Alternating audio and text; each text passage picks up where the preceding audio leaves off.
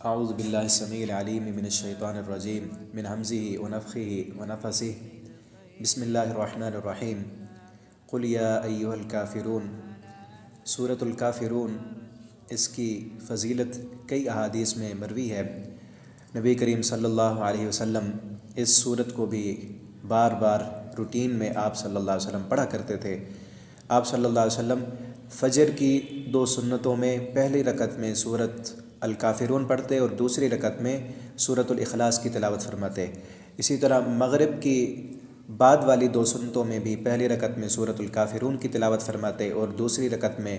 سورۃ الاخلاص کی تلاوت فرماتے تھے۔ وتر کی آپ صلی اللہ علیہ وسلم دوسری رکعت میں سورۃ الکافرون کی تلاوت فرماتے، اور اسی طرح آپ صلی اللہ علیہ وسلم طواف کی 2 رکعتوں میں بھی سورۃ الکافرون اور سورۃ الاخلاص کی تلاوت فرمایا کرتے تھے۔ تو ہم بھی جب یہ صبح کی سنتیں پڑھیں، مغرب کی سنتیں پڑھیں اور اللہ رب العالمین ہمیں بیت اللہ کا طواف کرنے کی توفیق عطا فرمائے، میری یہ دعا ہے اللہ تعالیٰ تمام ناظرین کو بار بار اپنے گھر کا طواف، حج، عمرے کرنے کی توفیق عطا فرمائے۔ تو جب آپ وہاں جا کر طواف کی 2 رکعتیں پڑھیں تو ان میں بھی پہلی رکعت میں سورۃ الکافرون، دوسری رکعت میں سورۃ الاخلاص آپ صلی اللہ علیہ وسلم کی یہ سنت ہے، اسے پڑھنا چاہیے۔ تو اس سے یہ معلوم ہوتا ہے اس سورت کی بڑی اہمیت اور فضیلت ہے، اس کے معنی اور مفہوم پر غور کرنے کی ضرورت ہے۔ اسی طرح ایک صحابی، آپ صلی اللہ علیہ وسلم نے اس صحابی کو حضرت فروہ بن نوفل رضی اللہ تعالیٰ عنہ، طبرانی کے اندر روایت موجود ہے، سلسلہ احادیث الصحیحہ میں بھی ہے کہ آپ صلی اللہ علیہ وسلم نے انہیں بتایا کہ رات کو سونے سے پہلے سورۃ الکافرون پڑھ لیا کر، یہ شرک سے برات ہوگا۔ اور مسند احمد کے اندر ایک روایت کے الفاظ ہیں کہ انسان دنیا میں، زندگی میں، دن میں کچھ ایسے لفظ بولتا ہے جن لفظوں سے شرک ہوتا ہے، لیکن انجانے میں زبان سے وہ لفظ ادا ہو جاتے ہیں۔ تو رات کو سونے سے پہلے اگر سورۃ الکافرون کی تلاوت کر لے گا تو اس شرک کے جو الفاظ انجانے میں ادا ہو گئے، اللہ رب العالمین اس سے ان کی برات لکھ دیں گے، ان الفاظ سے برات لکھ دی جائے گی۔ تو چلیں شروع کرتے ہیں۔ اللہ تعالیٰ فرماتے ہیں، قل، اے میرے نبی آپ کہہ دیجئے، یا ایہا الکافرون، اے کافرو تم سن لو، لا اعبد، نہیں میں عبادت کرتا، ما تعبدون، جس کی تم عبادت کرتے ہو۔ اس کے شان نزول پر یہ بیان کیا جاتا ہے، مفسرین نے لکھا ہے کہ کافر آئے تھے، وہ جب کئی دفعہ آپ صلی اللہ علیہ وسلم کے پاس آئے، آپ کو پیشکش کی کہ آپ جو ہے نا دنیا کا مال و متاع چاہتے ہیں تو آپ کے قدموں میں ہم ڈھیر لگا کر رکھ دیں گے، عورتیں چاہتے ہیں تو جو مرضی لے لیں،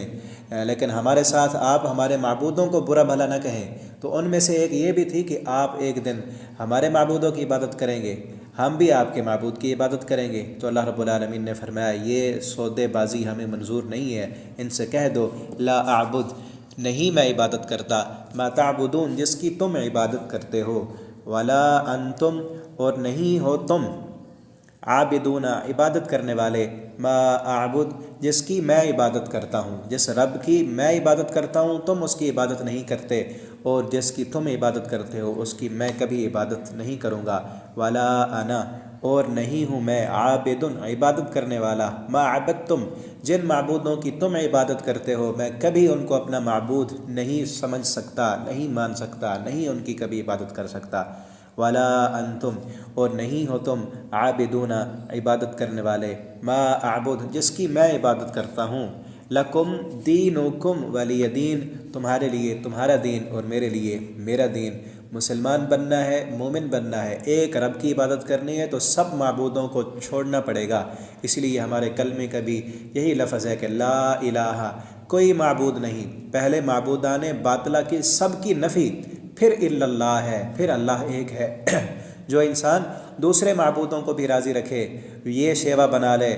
کہ راضی رہے رحمان بھی اور ناراض نہ ہو شیطان بھی، تو یہ بات منظور نہیں ہے۔ اللہ کو راضی کرنا ہے تو شیطان سے برات اختیار کرنی ہوگی، اور شیطان کے بنائے ہوئے یہ معبود، یہ بت، یہ مورتیاں، یہ حجر و شجر، ان سب کو چھوڑ کر ایک اکیلے اللہ رب العالمین کی عبادت کرو گے تو وہ قابل قبول ہے۔ ورنہ ایک دن مسجد میں اور ایک دن مندر میں، ایک دن اللہ رب العالمین کے سامنے سجدے کر لیے، اللہ سے بھی دعائیں مانگ لیں، اور پھر بزرگوں کے پاس بھی چلے گئے، وہاں پر بھی جا کر نذرانے دیے اور یہ کہا کہ اللہ ہماری سنتا نہیں، ان کی موڑتا نہیں، یا ان کے وسیلے اور طفیل سے ہمیں ملے گا، تو ایسی چیزیں منظور نہیں ہیں۔ اکیلے اللہ کی عبادت کرو۔ اللہ رب العالمین ہم سب کو ایک اپنے در کا منگتا بنا دے، اور اللہ رب العالمین ہمیں شرک سے محفوظ فرمائے، مخفی شرک سے ہماری زبانوں سے کہ ایسی باتیں نہ نکلیں جس سے شرک ہو، اور اللہ رب العالمین اس صورت کو ہمیں ان سنتوں میں جو آپ صلی اللہ علیہ وسلم پڑھتے تھے، طواف کی 2 رکعتوں میں، فجر کی سنتوں میں، مغرب کی سنتوں میں، اللہ رب العالمین ہمیں پڑھنے کی توفیق دے، اور ہم اس کو رات کو سونے سے پہلے بھی روز پڑھ کر سوئیں۔ اللہ رب العالمین ہم سب کا حامی و ناصر ہو۔ والسلام علیکم ورحمۃ اللہ وبرکاتہ۔